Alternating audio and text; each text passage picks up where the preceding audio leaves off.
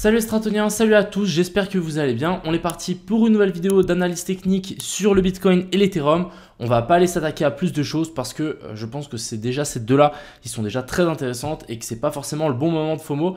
Donc voilà, je vous ai montré un petit peu mon analyse. Ce que j'avais dit dans les dernières vidéos, c'est avéré complètement juste. Donc maintenant, on va juste suivre cette analyse et je pense qu'on va faire quand même un tour vers la zone des 34 000 où il y a pas mal de liquidités et ensuite on avisera pour potentiellement prendre des longues si on a vraiment une pattern de continuation.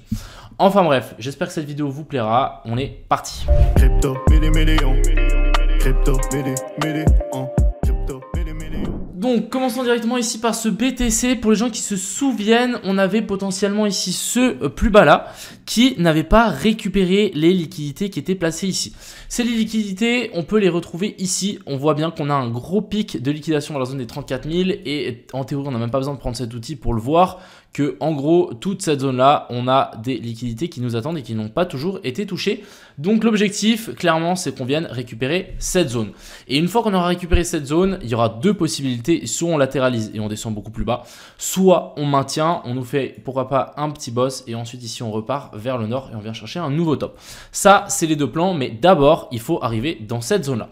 Donc j'avais dessiné ça la dernière fois, on avait fait un premier rebond là. Ce rebond avait été assez puissant pour nous former un boss. Retour ici dans la zone de fair value gap en 1 heure et ensuite j'avais mis deux flèches. Sur la flèche ici on descendait directement et cette inversion de structure ne fonctionnait pas et on descendait direct. Soit ici on rebondissait, on venait récupérer ce sommet là. C'était vraiment l'objectif, c'était récupérer ce sommet là et ensuite vouloir s'inverser. Si on zoome un petit peu, on peut voir que on avait une zone de fair value gap qui a été touchée juste ici. Donc ça c'était clairement notre target. Mais voilà, donc clairement on va pouvoir supprimer ces deux lignes. Mais voilà, le scénario 2 a bien fonctionné. On est bien venu rechercher cette zone là. Et du coup, vu qu'on est récupéré cette zone-là, il y a de fortes chances que maintenant ici, on s'inverse et qu'on descende. Moi, ce que j'aime bien faire, c'est des fois retourner la charte parce que des fois, je vois des choses que je ne vois pas forcément quand j'ai la charte du bon sens. Vous allez me dire c'est stupide, mais ça fonctionne plutôt pas mal. Parce que ici, voilà, petite inversion de structure. Très bien, on a une petite poche de liquidité là, on est venu récupérer ce qu'il y avait ici. Et ici, on est venu faire un petit boss dans la zone OTE de tout ce mouvement-là. Donc en théorie, quand je vois ça, c'est ce que je vois faire un truc comme ça. Et du coup, pourquoi pas ici repartir vers le nord. Et si on part ici vers le nord, ça veut dire qu'on a potentiellement un dump sur ce BTC. Maintenant, si on zoome un petit peu sur ce graphe, moi ce que j'y vois, c'est que on est venu chercher la zone OTE plus la zone de fair value gap ici. Et ensuite ici, on est venu former donc un petit boss. Donc breakout finalement de la structure. Ici on avait matérialisé quand même quelque chose un petit peu haussier. On a breakout ça. Du coup maintenant simplement si on veut essayer de trouver des shorts, ça sera de récupérer la zone de Fibo de ici à ici. Pourquoi pas revenir taper ici la zone des 35 150. Monter ici tranquillement en ABC, nous faire un petit canal et ensuite descendre beaucoup plus bas. Ça sera un petit peu le plan. C'est ce que je vais surveiller. L'invalidation de ce scénario, ce sera simplement de faire un nouveau plus haut. Là je pense qu'on pourra peut-être chercher un poil plus haut, récupérer ces sommets ici et ensuite après pourquoi pas s'inverser. Encore une fois sur cette zone là on est quand même sur une grosse zone de résistance. Je vais vous montrer pourquoi si je prends juste la bonne chart spot. Voilà, en gros sur ces deux sommets là, si on tire vraiment une grosse zone de résistance, en fait on est pile poil dessus et là voilà, pour le moment ça n'a pas passé. Ici on a vraiment fait déviation, on vient faire un pullback. Donc là il y a vraiment de fortes chances selon moi qu'on descende plus bas. De plus on a le gap des CME, je rappelle, qui a close vers la zone des 34 800, quelque chose comme ça par ici. Donc si on ouvre ici ce soir à minuit, on aura un gap qu'il faudra venir combler. Voilà un petit peu le plan ici pour ce BTC, mais perso, moi ce que j'y vois c'est vraiment faire un truc comme ça. On descend, au moins récupérer la zone des 34 000 qui se situe ici. Et ensuite après on pourra repartir en laissant ces lots là intacts. Je trouve ça assez fou, mais oui c'est possible. Et je pense qu'il peut nous aider aussi, c'est pourquoi pas tirer une trendline. Je sais que je ne suis pas fan des trendlines, mais je ne sais pas pourquoi celle-là, je me dis qu'elle peut largement bien tenir. Alors je vais juste tirer ça avec l'aimant. Les gens qui trichent avec les trendlines, je déteste ça. Donc je préfère prendre un peu de temps et bien me placer. Voilà. Donc pourquoi pas, du coup on va trouver en fait une zone commune ici. Moi ça ferait assez de sens qu'on revienne chercher cette zone-là et ensuite qu'on reparte vers le haut. L'inversion, alors pour le moment je parle beaucoup d'un scénario potentiellement haussier, mais vraiment pour avoir un scénario baissier, ce qu'il nous faudrait c'est une clôture en dessous de ce plus bas là. Clôture en dessous de ce plus bas là ça va commencer vraiment à sentir mauvais parce qu'on aura eu un cos et un boss, on sera sans doute à un petit rebond et ensuite ici on s'effondrera et on descendra beaucoup plus bas. Je rappelle qu'on a aussi des liquidités vers la zone des 26 000 $ à ne pas oublier. Après, vu le marché comme il est parti, on peut potentiellement continuer à grimper. Enfin bref, on verra. Moi je suis un trader encore une fois et je trade souvent les ranges et non les tendances qui sont haussières ou baissières assez violentes. C'est plus compliqué pour moi, donc on va essayer de s'adapter comme on peut et je pense que voilà, si on arrive vraiment à chercher ces zones de fair value gap et qu'on fait des petites inversions de structure assez sympathiques ici en dessous, à mon avis ça vaudra la peine de tenter des continuations de structure. Ça c'était pour le BTC. On a la dominance du BTC aussi qui corrige pas mal. Maintenant à voir ce qu'on va faire. Perso je pense pas forcément que c'est un potentiel top, je m'attends vraiment à une petite correction.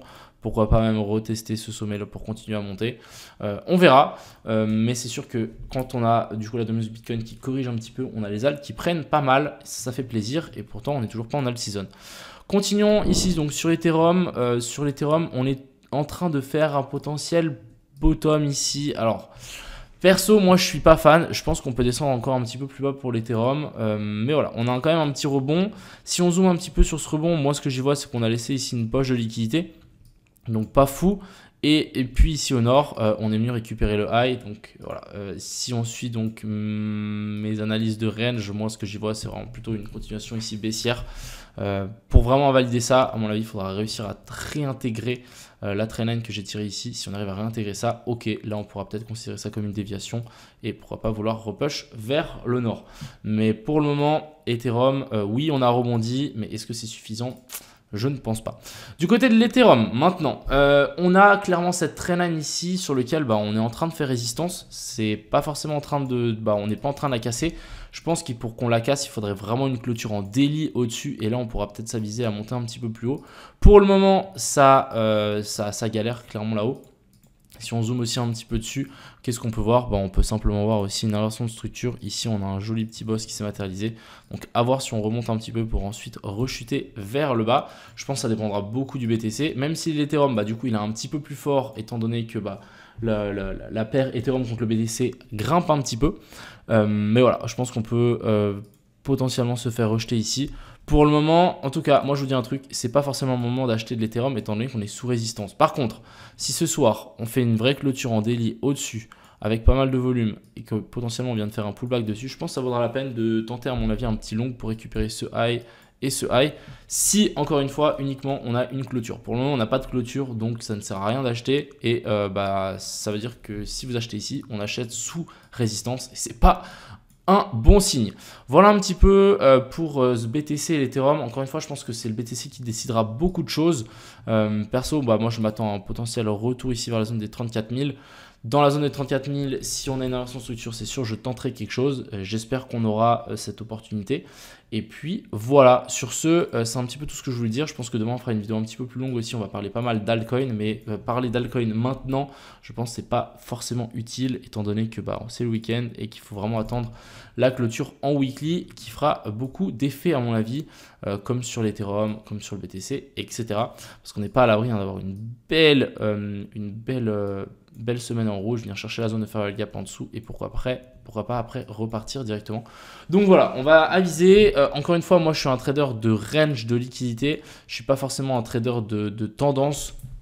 Donc c'est sûr qu'il y a forcément des débutants qui gagneront bien plus d'argent que moi pendant qu'on est vraiment dans cette tendance haussière, à part en spot bien évidemment, ou clairement lancer des longues dégènes, ça aussi ça je sais bien faire. Donc on verra. Si jamais vous voulez 2-3 petites altes que je surveille maintenant, on a le AAV que je surveille pas mal. Je me dis voilà, on peut peut-être continuer à push. On est en train de chercher la zone de fair value gap ici, ça peut être pas mal. On a le band aussi qui peut être nice. Je vous fais juste une petite liste. Si jamais vous voulez chercher des trucs, non pas le rune. On a le link qui s'est un petit peu activé, mais rien de bien fou. Le XRP, malheureusement, moi j'ai close à break-even ma position alors qu'on serait venu chercher le TP. Donc un petit peu le seum pour le copy trading, c'est pas bien grave.